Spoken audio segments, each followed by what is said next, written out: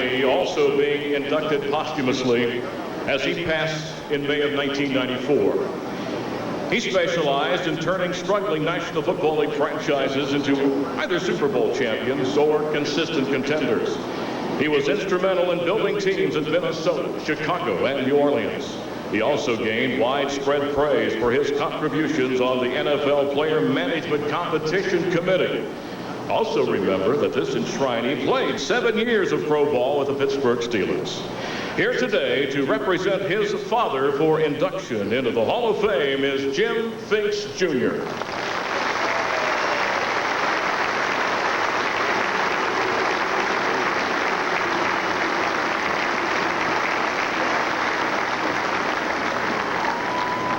They said before making a decision. After my response, the room became very quiet. He stared into my eyes for what seemed like an eternity. Then he said, "Doug, you go home and talk to your wife, and I'll go home and talk to my wife. I hope she doesn't think I've offered you too much."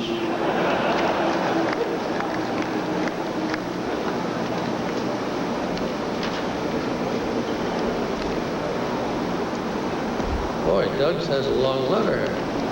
When Jim came to Chicago, for the first year he left his family in Minnesota so that David could finish high school and in the process become an all-state halfback. Muggs Hallis and I had dinner with him several times a week.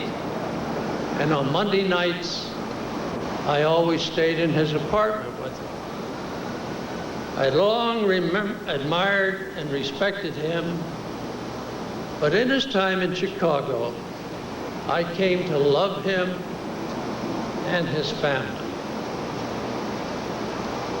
However, there was a strained period in our relationship because Virginia and I asked him to be president of the Bears.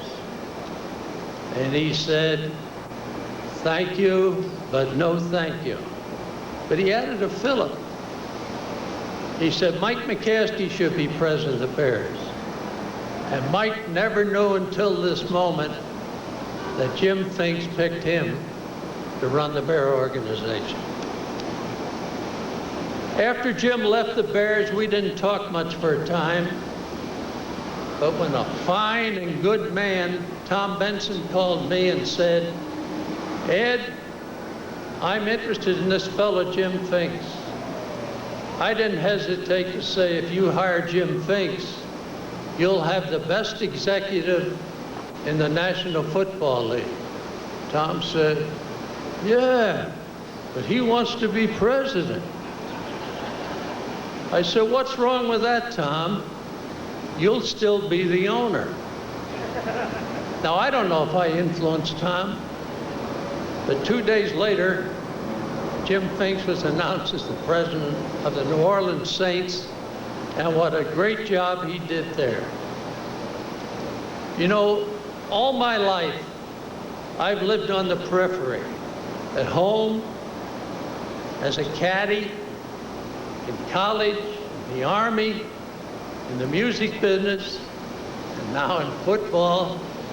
I've known many great men who were outstanding in their chosen professions. But nobody impacted my life as did Jim Finks. And I've tried to emulate him and his credo, "Do the right thing."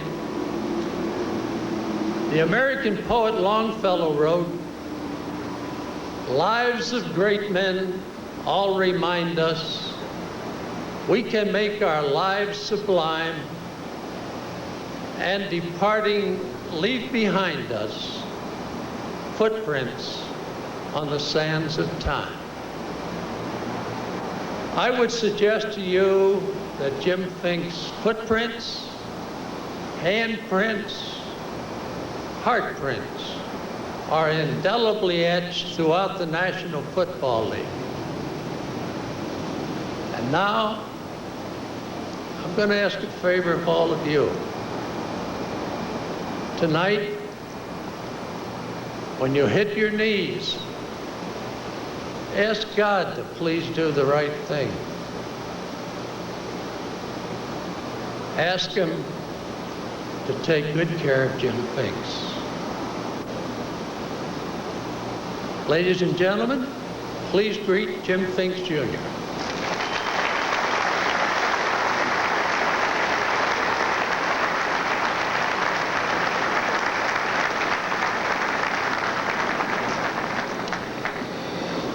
Thanks, Ed McCaskey, and to Virginia and all the McCaskies we've known, who've been our friends and supporters of our family over the years.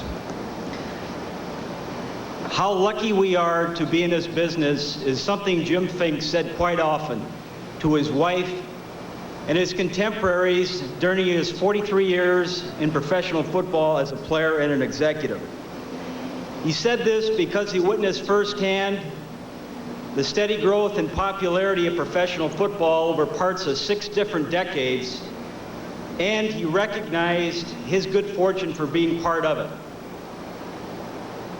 Dad said how lucky we are to be in this business because he was almost destined not to last in the NFL.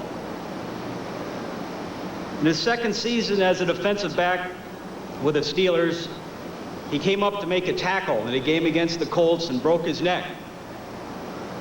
They thought he'd never be able to play pro football again, that he'd leave Pittsburgh and return to Oklahoma, or he'd take a job as a high school football coach in Hobart, Oklahoma. But to his good fortune, he was told he could play again. The next season, he was converted from defensive back to quarterback. But not everything was rosy in those days with the Steelers. As a young bride sitting in the stands at Old Forbes Field, Mom would tell us a certain chant would rise up from the crowd when the breaks were going against the Steelers. Finks stinks. It's a true story. They got over it okay. And in 1952, things got better. The Steelers switched to the T formation in offense. And that year, Dad threw for 20 touchdown passes and over 2,000 yards in just 12 games and played in the Pro Bowl alongside the great Otto Graham. But it was when his playing career ended that his football education had just begun. From Pittsburgh, he was on to South Bend as offensive backfield coach at the University of Notre Dame under Terry Brennan. The Golden Boy, Paul Hornung, was there, playing his way towards winning the Heisman Trophy that season. And Dad would always tell Paul that it was his coaching that helped him win the Heisman. And Paul would say, sure, what about the rest of the offense? We went 2-8 that season. From South Bend, it was up to Calgary of the Canadian Football League. And it was the 7 years in Calgary where Dad learned every aspect of running a pro football club. From the scouting, to making trades, to conducting a draft, to the program and ticket sales, and getting along with the media. It was the 7 years with the Calgary Stampeders which laid the foundation for future success in the National Football League. As a father of 4 boys, he was honest and loyal. But when we got out of hand, he could be tough. Right, Dave? Whenever we had a problem or a question, he always had the right answer. If it wasn't the answer we wanted to hear, it was still sound advice. He always attended the games we played as kids, whether it was football, baseball, or hockey. As a husband, he was devoted to Maxine. They met at the University of Tulsa, and a marriage that lasted 43 years spoke volumes of how they felt about each other. As an executive, he had what you could call organizational tunnel vision, always striving to have the best organization from top to bottom. He was an astute judge of people.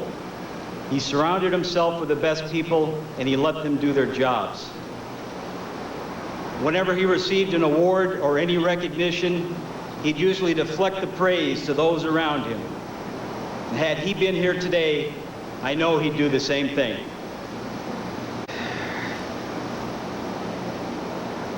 He was energetic with his time for family and friends. And of course, he had a great sense of humor. Anybody who lasts in the National Football League for over 40 years better have a sense of humor. A reporter asked him after a game about some questionable calls by the officials. They said, you know, Jim, what about that referee and that crew? There were some pretty controversial calls there, weren't they? His immediate reply was, I'm not allowed to comment on lousy officiating. And we both enjoyed reading the quote in the paper the next day. To sum up what Jim Finks was all about, he kept these words written on a piece of paper in his wallet at all times. If we are ever unlucky enough to have it made, then we will be spectators and not participants in life. It's the journey, not the arrival, that counts. Does the road wind uphill all the way? Yes, to the very end. Jim Finks was known as a former Steeler, Viking, and Bear, but it's no coincidence he left this world a saint. Thank you.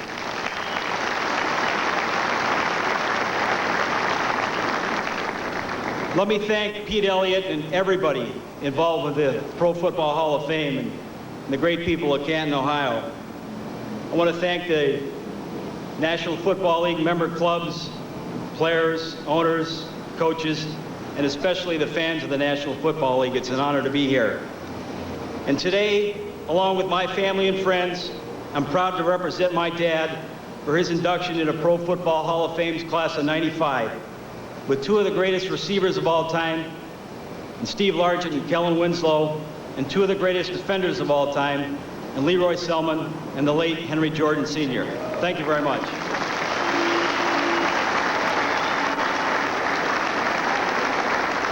Just